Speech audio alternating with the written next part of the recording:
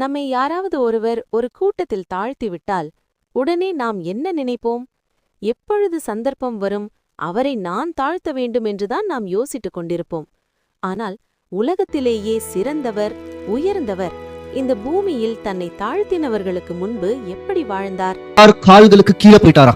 அதோடைய தன்மைதான் இயேசு கிறிஸ்து இறங்கி தன் சீசர்களுக்கு கால்களையே கல்வி விடுறார். அப்போ கிறிஸ்து எந்த நிலைமைக்கா போயிட்டாருன்னு பாத்தீங்கன்னா, எல்லாரோடைய கீழே இறங்கிட்டார். தன்னை முற்றிலும் தாழ்த்தப்பட்டவராய் மாறிட்டார். ஜனங்கள் எல்லாருமே இவரை கீழே பார்க்க தொடங்கிட்டாங்க. அதாவது நீ ரொம்ப மேல இல்ல, ரொம்ப உயர்ந்தவர் இல்ல, ரொம்ப கீழவர். அது எப்படி சொல்வாங்கன்னு பாத்தீங்கன்னா, நாசரேத்ல இருந்து ஏதாவது நல்லது வருமா? இவர் ஒரு தச்சனின் மகன் அல்லவா? இவர் தன்னை ரட்சித்துக் கொள்ள முடியல, பிறர்கள் எப்படி ரட்சித்துக் கொள்வார்? இவர் தேவனின் குமாரனா இருந்தா இவர் தன்னை காப்பாத்துட்டோம் அப்படின்னு சொல்லி கிறிஸ்துவை ரொம்ப மேல பாக்கலீங்களா? எப்படி பார்த்தாங்கன்னு பாத்தீங்கன்னா, ரொம்ப கீழே பார்த்தாங்க. ஆனா இயேசு கிறிஸ்து எந்த நேரத்திலையும் நான் உங்களுடைய மேலதான் இருக்குவேன்னு சொல்லி தன்னை மேல உயர்த்தி காமிக்கல. நீங்க என்ன தாழ்மை தானே நினைக்கிறீங்க, நான் என்னை முற்றிலும் தாழ்த்தி காமிக்கிறேன்னு சொல்லி இருந்ததுதான் இயேசு கிறிஸ்துவின் புழுவோடைய மனநிலைமை.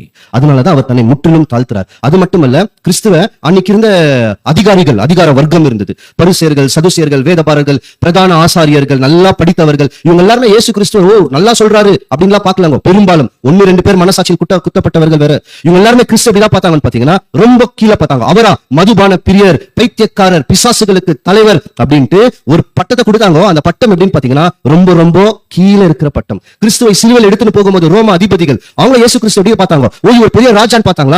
இல்ல, அடின்னு அடிச்சுதான் என்ன பண்றாங்கன்னா கூப்பிட்டு போறாங்க. சுத்தி பாக்குற ஜனங்கள், உங்களுக்கு கிறிஸ்து வேணுமா, பராபஸ் வேணுமா அப்படின்னா, கிறிஸ்துன்ற புழுவெல்லாம் எங்களுக்கு வேணாம், பராபஸ் தான் வேணும்ன்ற மனநிலைமையில பேசினாங்க. அப்ப கிறிஸ்து எப்படிதான் பார்த்தாங்கன்னு பாத்தீங்கன்னா, ரொம்ப தாழ்மையா பார்த்தாங்க, ரொம்ப கீழே இழிவாய் பார்த்தாங்க. கிறிஸ்துவை சிலுவையில் அறிஞ்சாங்க. அங்க கல்லர்கள் கூட, அங்க இருந்த ஒரு கல்லன், அந்த கல்லனும் கிறிஸ்து எப்படிதான் பார்த்தான்னு பாத்தீங்கன்னா, கீழே தான் பார்த்தார். நீ தேவனின் குமாரனா இருந்தால் அப்படின்ற ஒரு கேள்வியை தான் எழுப்புறாங்க. அப்ப எல்லாருமே இயேசு கிறிஸ்து எப்படிதான் பாக்குறதுன்னா, ரொம்ப மேல இல்ல, காலுக்கு கீழே இருக்கிற புழுவை போல். ஆனா கிறிஸ்து எந்த இடத்துலயோ நான் தேவனின் குமாரன், எனக்கு பெரிய அதிகாரம் இருக்குன்னு சொல்லிட்டு அவரு தன்னை உயர்த்தி காமிக்க விரும்பலையா. அவர் எப்பவுமே என்ன நினைச்சிட்டாருன்னா, நீங்க கால் கீழே வச்சிருக்கீங்க, நான் என்ன பண்றேன், நான் காலுக்கு கீழே இருக்கிற இருந்தாரா? புழுவை நசுக்கும் போது ஏதாவது சத்தம் வருமா? ஐயோ என்ன நசுக்காதன்ட்டு.